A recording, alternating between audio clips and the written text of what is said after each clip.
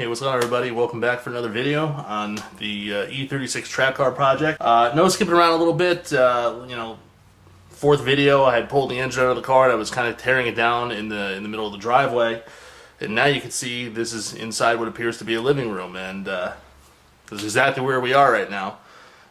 This is the living room of the apartment right next to mine in this duplex I currently live at.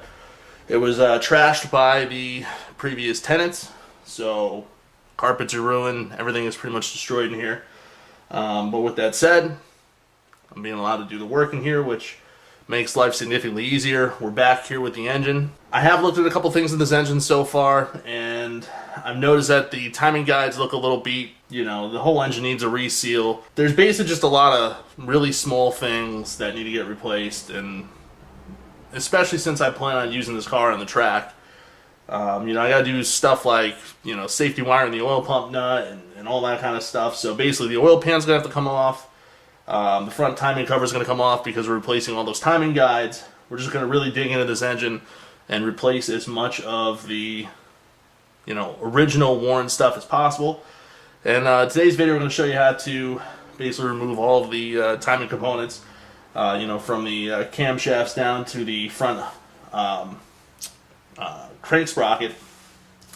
And I got a couple special tools to help make this job a little bit easier. My whole thing is, if a tool can save you a lot of effort and pain, it's worth having.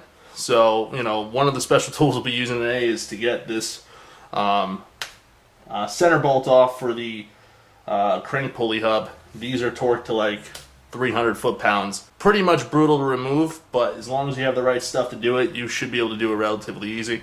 And that's going to be the first step in this video today, is getting this off. So the first thing we have to do is remove the harmonic balancer crank pulley assembly. First, you're going to want to get the engine to top dead center.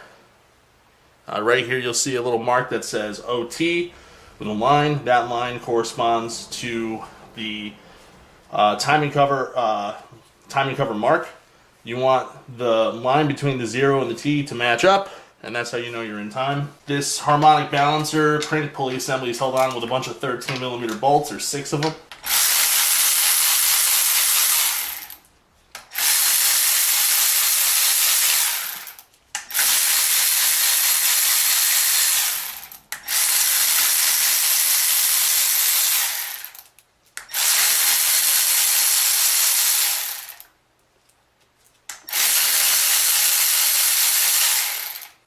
So we're actually lucky. The crank pulley is already pretty loose. Now I'm just going to pull it off. You'll see here there's this little hole. That's basically for a dowel here on the front crank hub. And basically that little dowel hole is what allows you to realign the crank pulley back on the crank pulley hub. And this is useful, especially if you're doing a timing job on the engine, to be able to put it back on at any given time and be able to make an adjustment. So our next step is we need to get this center bolt loosened up. It's a 22mm bolt. Of course, you could come in here with an impact gun and zap it off, but the only issue with that is you could potentially round this bolt off. It's really better to break the torque by hand, and to do that you need to counterhold this front hub here. And what I have is a Baum tool. It's a 112410. That's the BMW special number as well. This essentially sits on the front hub like this, and then you have a counterhold wrench that bolts onto that, and then you would use the counterhold wrench with this adapter, and then your 22mm on a breaker bar, and you would break it free. And here's another Baum tool. I do like the Baum tools for this type of stuff because, these are basically just as good as your OE tools would be that you'd buy from your dealer. In many cases, they're actually the same. So I have slightly longer bolts for this. You can't use the crank pulley bolts because, well, simply they're way too short.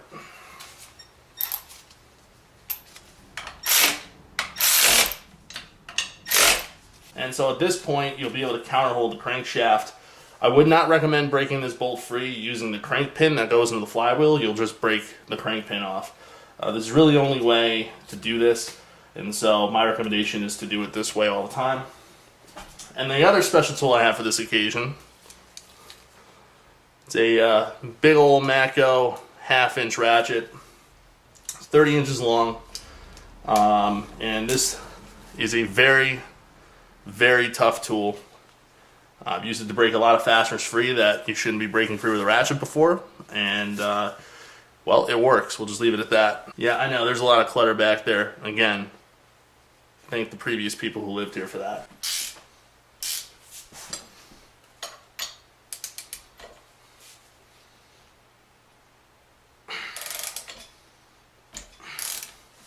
Now normally, this bolt is very difficult to break free. I've actually loosened it before, so it's not torqued back to the 300 foot-pounds it would normally be from the factory. Normally what you do with this tool is you would have it wedged up against the frame rail, and that would act as your counterhold. What I did in this case is I took a step ladder, put the tool on the bottom of a rung for the ladder, and used that to hold it in place. I was able to break it free relatively easily. But these two tools, they make this job way easier. So we're going to go ahead and get this out of here. We don't need this now.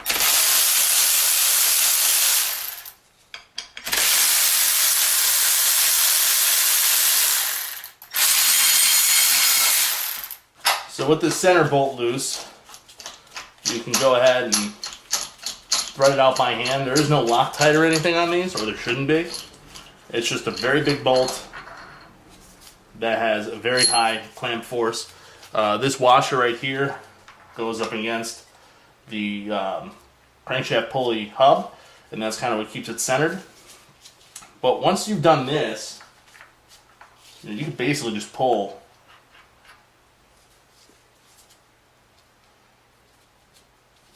Pull this right out. This is the hub for the crankshaft pulley. As you'll see, it has a keyway on it and a Woodruff key here on the crank. So again, no special way to align this. It just pretty much lines its way back up. And for now, I'm just going to go ahead and throw it back on.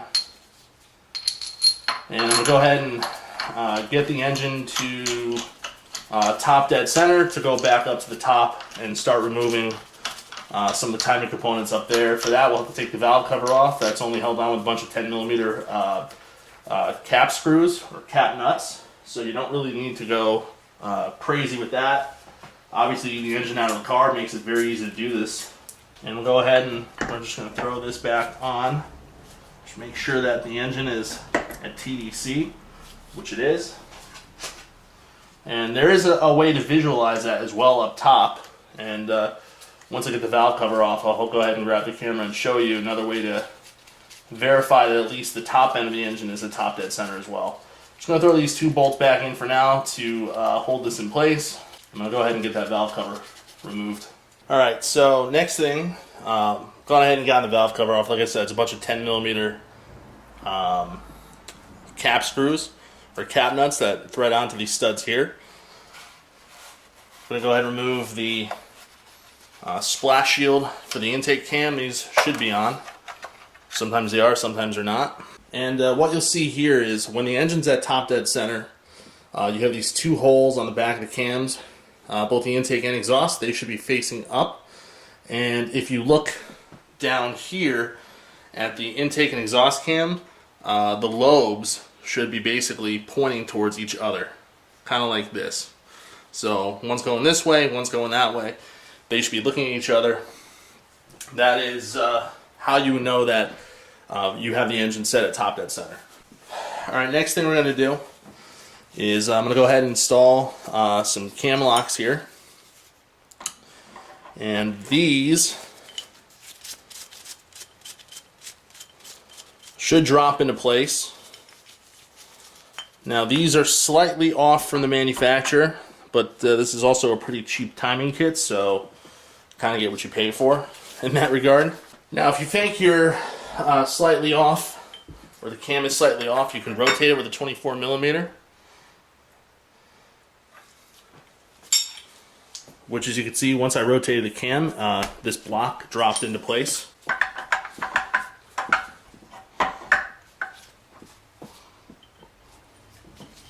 Go ahead and get the other block on.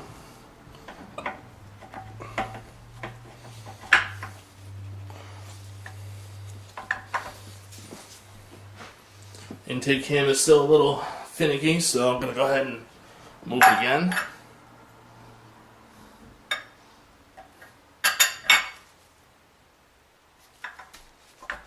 And now we're just going to go ahead and lock the cam blocks into place. Comes with these bolts that thread in.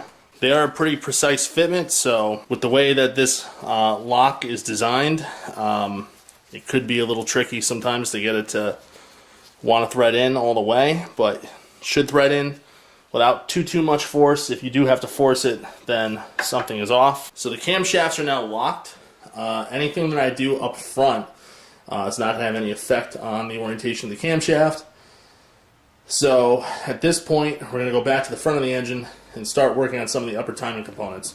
Alright, so now that we have those plugs off, we have access to the 4 E10 bolts that hold the exhaust sprocket for the upper timing chain, or you can call it a Vanos timing chain technically, because this right here is what connects the intake cam to the exhaust cam. But we're going to go ahead and just loosen these. Again, it's an E10. We're not going to completely remove them.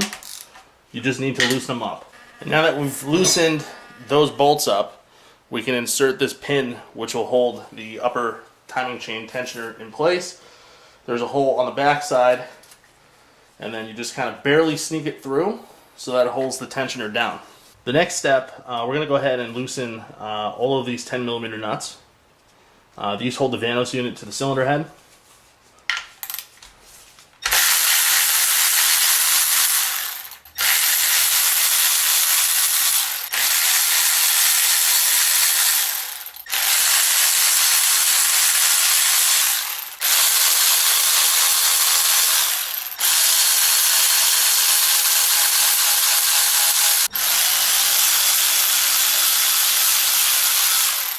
Also, you'd have to remove that 13mm bolt up here, but since we've already removed the engine hoist point, we didn't have to do that, but that bolt also holds on the Vanos. The next step is we're going to go ahead and physically remove the Vanos unit from the front of the cylinder head here, and to do this you have to rotate the exhaust cam sprocket right here. You have to rotate it what would be, in this case, clockwise, facing the front of the engine, and you need to do that using one of these. This is a Baum Tools version. The version of this tool that I got with the timing kit that has the locks in it didn't even come close to fitting, so I just went ahead and sprung for the, well, what would be probably the top tier version of this tool. This is all one casted piece, and all it has is the as you can see, the pin, which this is what goes into the sprocket itself. That's basically just pressed in after the fact. But all this would do is it would rotate. You can kind of see it doing there. It rotates the upper timing chain, and that's required to remove the Vanos unit. And I'll show you why here in a minute. So the Vanos hub, which is right here, it has a splined gear that goes into the intake cam gear, and essentially it's helical cut. In order to remove it, you can't just pull this out. At least not the updated versions that have the thrust washers in, which is this one has. The only way you can remove this unit is you have to rotate this chain, and as you rotate it, it'll push the gear out. To aid on that, I'm actually just going to pull the Vanos unit out slightly, which you can do. Just held on with some dowels. So now it's just on the studs, and we'll go ahead and take our Vanos tool, and we'll just rotate it. So you can see how it's getting pushed off as we rotate this over. That's what we're looking for. And then when you've gone all the way clockwise, you'll just pull your Vanos unit right off. There you go. And you know, as you can see, what this tool is doing now that I have the Vanos unit off, all this tool does is it allows you to rotate this chain. And the only thing that really connects this chain to the intake cam is the Vanos unit. So that gear goes inside here, and that's the connection. And as that piston moves in and out with oil pressure, that will either, you know, advance the timing or retard the timing. But there's a mechanical stop in here, which I'll show you later. Essentially, even if that wasn't working, this upper chain can only go so far. Its max travel is this right here. It's not much, but you know, it's basically safe, so that if there was ever a problem with that Vanos unit, or the hub broke, or who knows, you wouldn't run into a situation where you'd suffer engine damage. Also, thoroughly worth mentioning, this is the gear in question, and it goes into this is basically a cam gear. This is attached to the cam, and then there's splines inside the cam sprocket, and what this does is it basically moves in and out. And as you can see, since these teeth are cut at an angle, that will change the position of the intake cam relative to the exhaust cam. And that's basically how single Vanos works. Now, one thing to note on these units, they do wear out over time. There's seals inside here that, you know, more or less keep oil pressure and maintain oil pressure, since this is hydraulically operated. The other thing to note too, there always is a little bit of play, but this unit is like kind of 50-50. I think I'm just going to do a rebuild for good measure, and these are pretty easy to rebuild, so I'll take you through the steps on how to do that in another video. But yeah, I mean, it's got a little bit of play. It's not too bad. The rebuild kits are relatively inexpensive, so to me it doesn't make a lot of sense to cheap out and not just do it. Also, to keep track of things, just gonna thread, you know, the banjo bolt back on, and also gonna put the cover plugs back on as well. Did order parts to do the timing for this engine.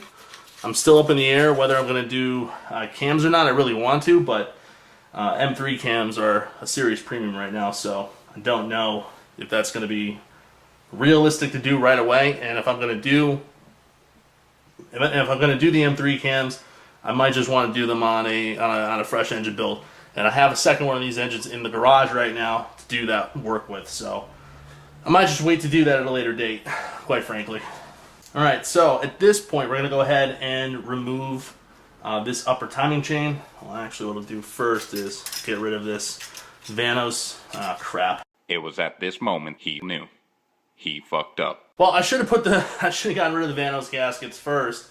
Or I should have gotten rid of the Vanos gasket first before I put the nuts back on these studs. That was stupid. We're going to go ahead and loosen the nuts here for the intake cam.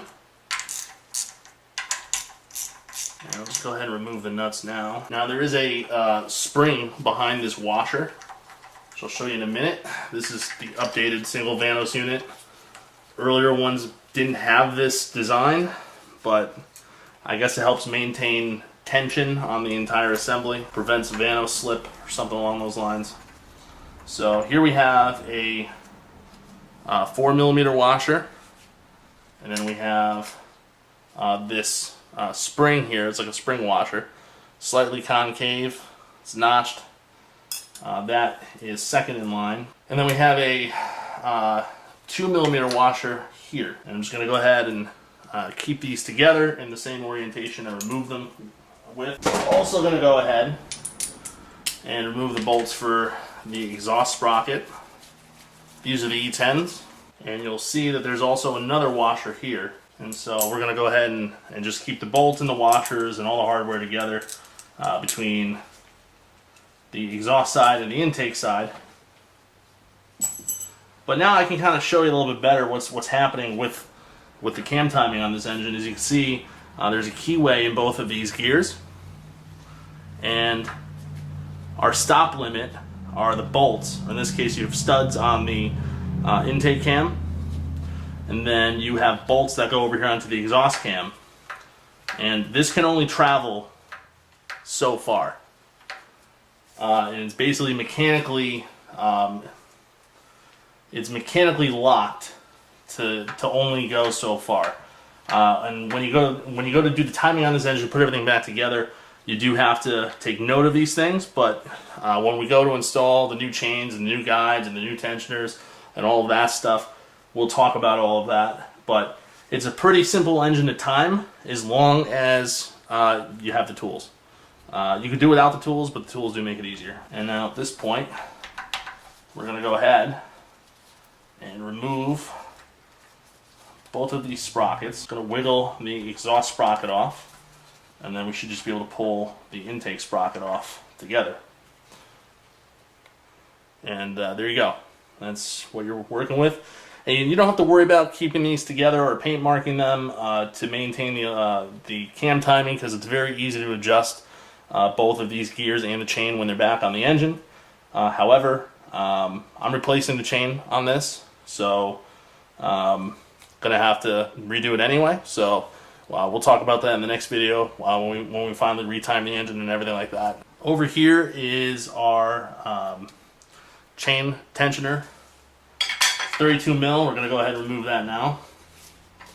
And this is a component that is going to be thrown in the trash. This is a stock M52 two-piece spring tension unit, which it's okay, but you can go ahead and put the S52 tensioner in, which is a much nicer one-piece hydraulic unit. So we'll be doing that upgrade. So this component will not be reused. What I mean by two-piece is this right here pushes up against the chain guide inside the timing cover. This is your spring that maintains tension on this cylinder. Now you do have an oil port here, and there's an oil passage here on the cylinder head, and that provides lubrication for that timing guide. But these are kind of chintzy, and they could be failure prone, especially if the tension on that chain reduces over time, which anything that's mechanically tensioned will reduce its tension over time. So this being a track car, we're just going to go ahead and put the S52 hydraulic unit in. It's direct plug and play. Makes all the sense in the world to make that upgrade while we're in here. Next step, we're going to go ahead and get rid of our upper timing chain tensioner, which is this right here. There are some serious grooves on this component here. You can replace just the plastic guide piece, but this is a pretty cheap replacement part. We're going to go ahead and just replace it. And so you have 4 10mm bolts, 3 on the top side and 1 here in the front.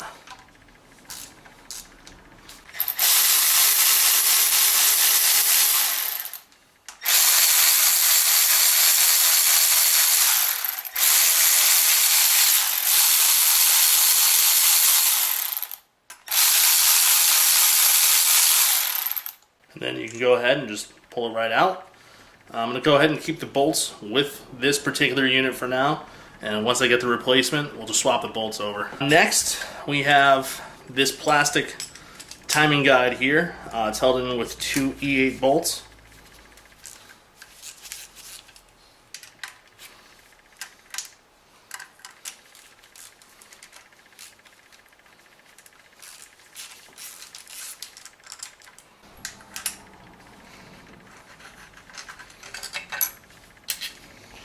Now you'll note 2 different bolt sizes. Long bolt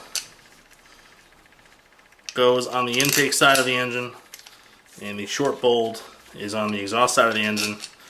Now on this particular component, this does act as somewhat of a guide for the main timing chain, and you can see we got some pretty deep grooves cut in there.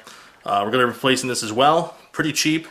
And I also noticed that there were a couple of pieces that look like they chipped off as well. So again, doesn't make any sense to go through all this effort to put back in a 20-something-year-old component that's already showing signs of failure. So the rest of the hardware that we have on the intake cam, just a word of caution, you will need a 10mm socket that has a pretty deep broach. If you have a 10mm shallow socket, you may not clear this stud. So just be prepared for that. Of course, you could use a 10mm open wrench, but you would have to have some kind of socket to torque it later on when you go to put the engine back together. All of my non-impact sockets are all shallow broach, so basically all that means is the socket does not allow the head of the fastener to sit deep inside of it. Makes it easier to thread it on in recessed places. And again, we're just keeping all the hardware together, all the pieces together, same orientation, so we know when we go to put the engine back together what goes where. And last but not least, we're going to go ahead and get rid of this exhaust cam. This attaches to the main chain.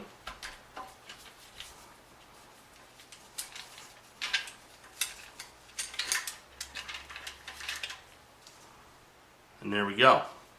You'll note that this has some arrows on it, and these would generally point up and down when everything is installed. Alright, so now we're back at the front of the engine.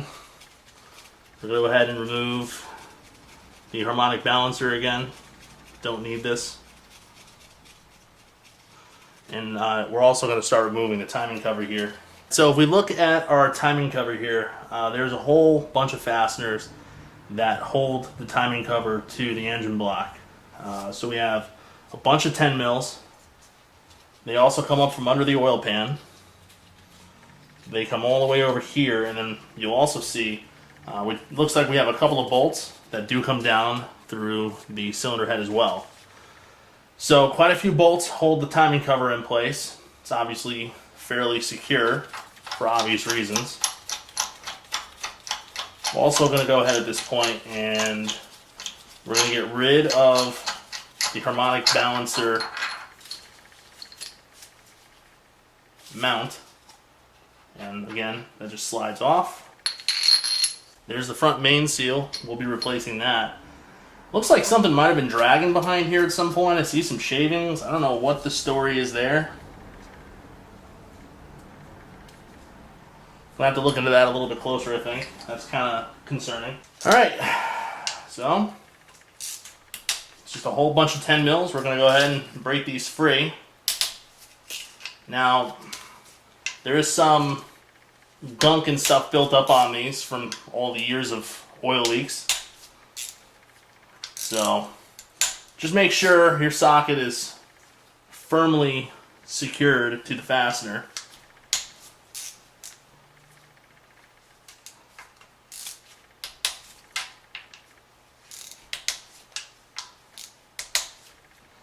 A lot of bolts for this timing cover, as one would come to expect.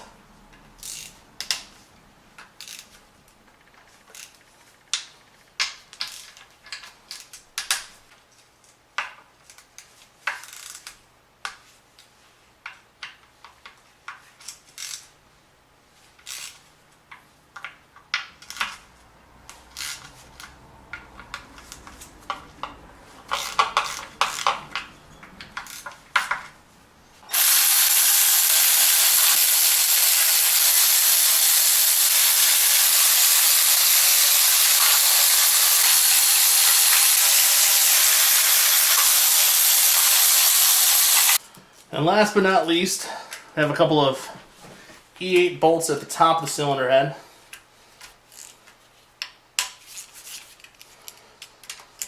And these go right down into the timing cover.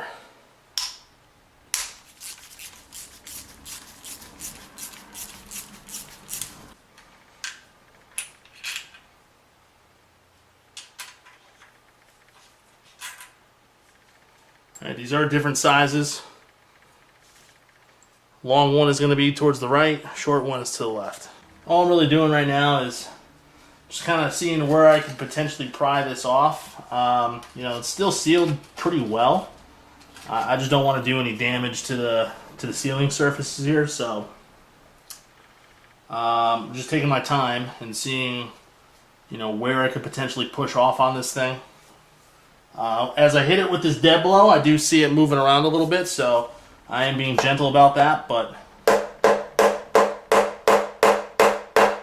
so to remove the timing cover, if you have the engine out, I think this is a much more viable solution. There are two alignment dowels. There's one over here, there's one over here. And they're press fit into the timing cover itself. And, you know, it's not surprising that they might get stuck over time. So what I've been doing is I've been using a punch, and I've been hitting at the back of the dowel, forcing the timing cover forward, and it's starting to get loose. It's cooperating more on this side than it is the other side.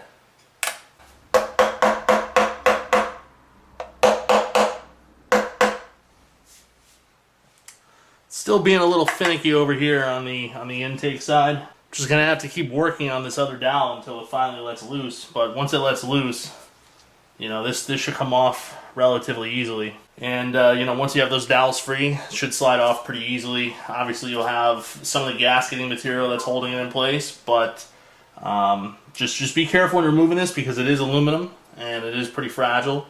Don't want to tweak it because you could break it, and this is a pretty expensive replacement part from what I recall. So just take your time with it and eventually you get it off. So I finally got that other dowel to cooperate a little bit.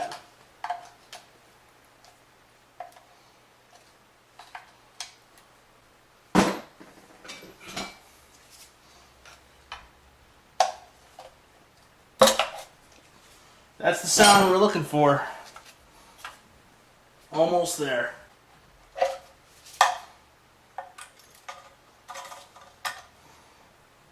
One timing cover gasket, it's already fallen out.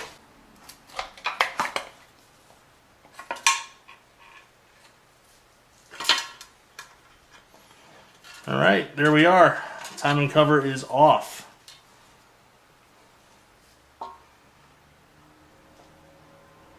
Not really sure what this thing was fighting all the way out. I do see the dowels, but I don't see anything else that it would have gotten held up on.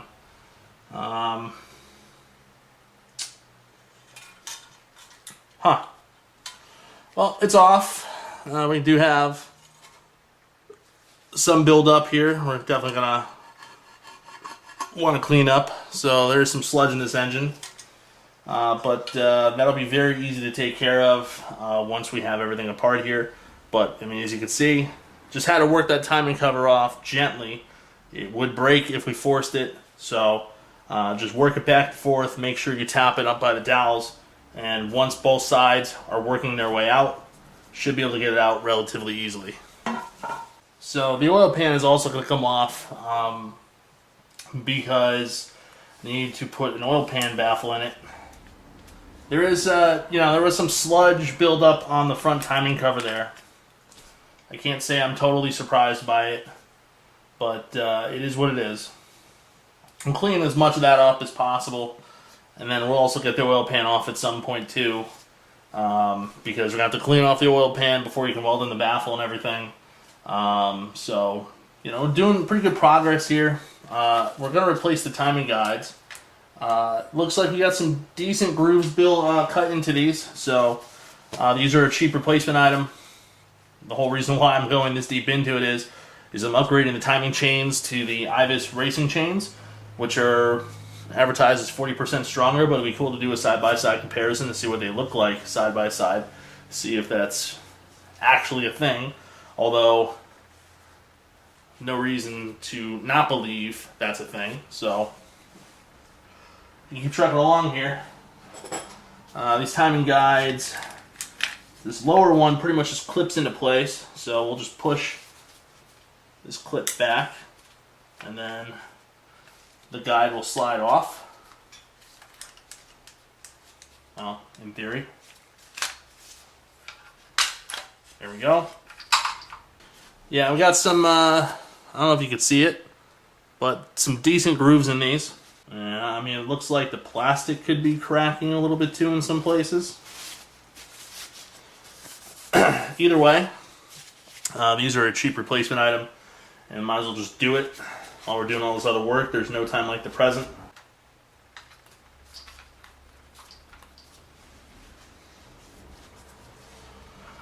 And actually what we'll do is we'll just go ahead and sneak out the main timing chain. Let it drop straight down. There we go.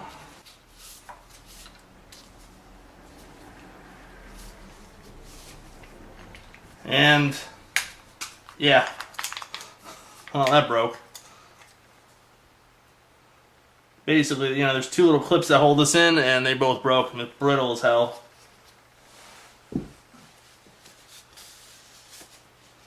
Also, grooved up pretty good. You can kind of see it with the light there. I'm going to go ahead and get the oil filter housing out of the way. All 13mm bolts, there's 6 of them.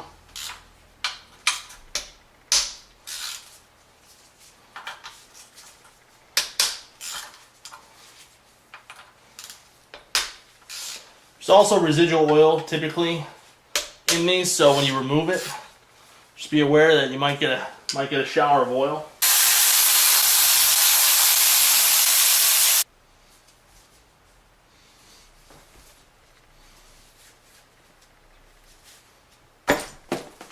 Yep.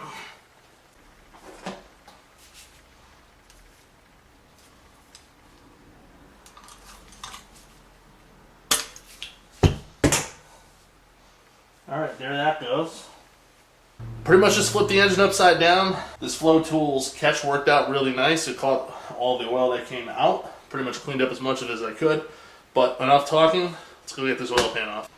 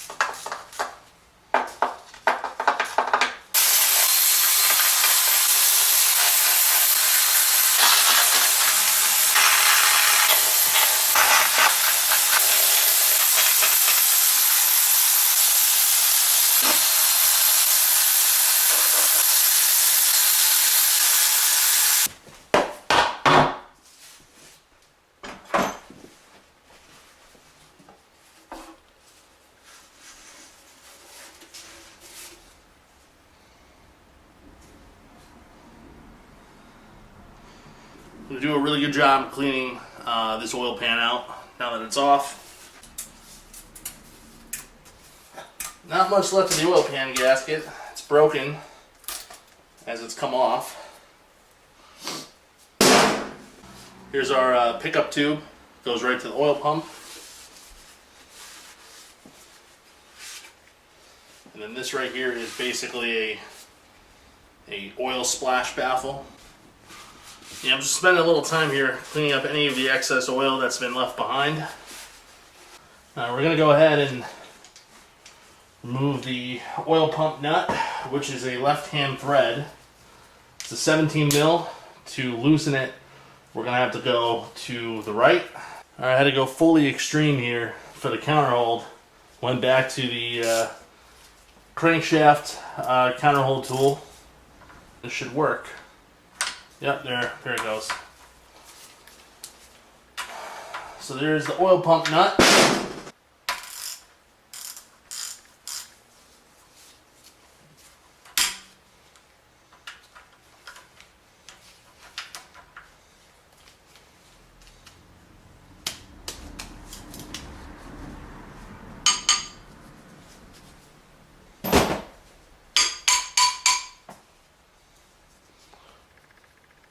There's the teeny tiny oil pump nut. These are liability. Be safety wiring one of these on to the sprocket when we put everything back together. So I'm going to remove that as a possibility of a failure. I think when I go to reassemble the engine, I'll be using this as a counterhold for that oil pump nut again.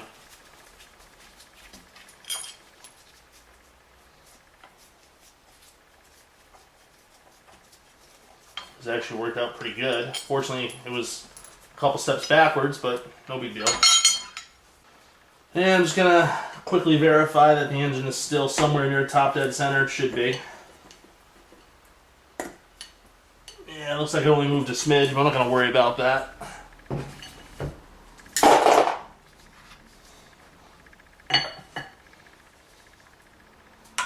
Now, this gear is splined, so it just kind of slides off. And then the sprocket here at the bottom that connects the crankshaft, that's keyed. So that kind of just slides off as well.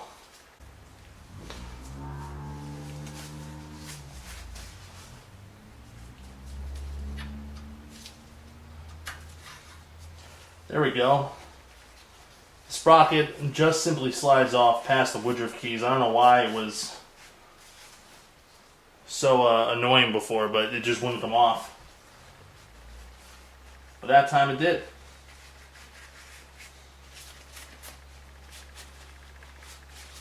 Alright, our next step, we're going to focus on removing the oil pump from the engine block, as well as the pickup tube.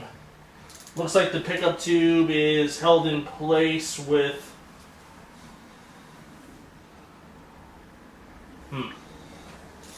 might be two 10mm bolts, but I'm almost thinking the better option is to unbolt the pickup tube and then unbolt the oil pump, which is just 3 bolts, and just pull it off together. Because one of these bolts for the pickup tube looks a little tricky to get at. Alright, now we got two 13mm bolts that hold the oil pump to the engine block. Just going to go ahead and remove them. Just pull this whole assembly off in one piece.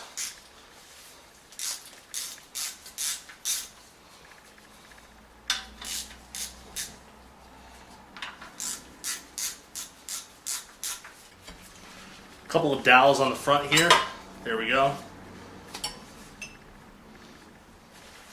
And there is our oil pump.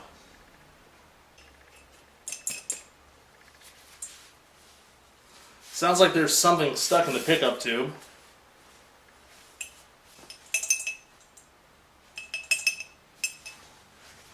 Well, it might be replacing the pickup tube, because it really sounds like something is stuck in there. And last but not least, I'm going to go ahead and remove this splash girdle here. I'm mostly just removing this because I really want to clean it up. It looks like hell.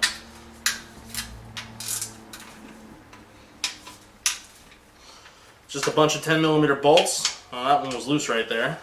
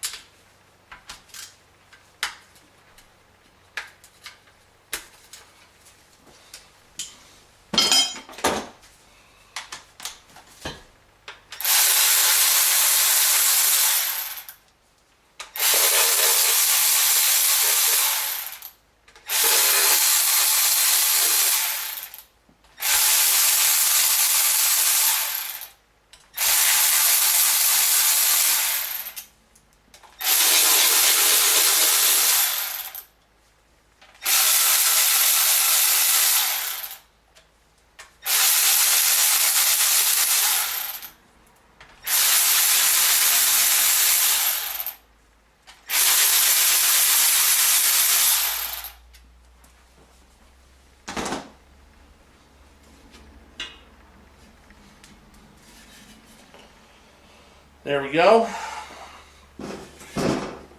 Just gonna throw these bolts back on, just to keep track of them. That is about as deep as I'm really gonna go into this engine. Like I said, it's only a partial rebuild. Compression, leak down numbers were great. There's a lot of external leaks and all sorts of things like that. And I don't really like leaking engines. Not only is a leak, in my opinion, not a good thing, it also makes it very challenging to, figure out if something's going on with the engine or not. So, do like a clean engine. So really all I'm going to be doing over the next couple of days is cleaning this thing down, degreasing it as much as possible. I'm waiting on some parts to come in, so I have the timing chains, the timing guides, all the timing stuff that needs to go back in. I'm just ordered the oil pan baffle today, so that should be coming in at some point this week, and then I just got to get that welded in and also clean out the inside of the oil pan. But once we do that and all the parts are here and everything is ready to go back together, reassembling the engine should be a relatively quick process. Overall, it's a pretty easy engine to work on. It's not too much to it. Obviously, just got to pay attention to what you're doing in a couple areas and a handful of special tools. But other than that, pretty straightforward. We'll be doing a full engine build on another M52 probably within a year or so. I have an extra engine laying around. I am debating on whether I'm still going to get the cams for this engine or not, but I'm leaning towards not getting the cams and just leaving the stock M52 cams in, but bolting on the M50 manifold. So, still going back and forth on that, but like I said, cams are just ridiculously expensive for this engine right now, so to get the M3 cams, it's almost not worth it at this point. But, we'll see. It's up in the air right now. I'm not pressed to get the engine back together yet, and if I'm going to swap cams, I can, of course, do that at a later date. But, by the time I get the engine back in the car, I have to have that decision made strictly because of, getting a tune and all that kind of stuff for it. So, going to make that decision in advance. But thanks for watching the video. If you have any questions, go ahead and leave it in the comment box below.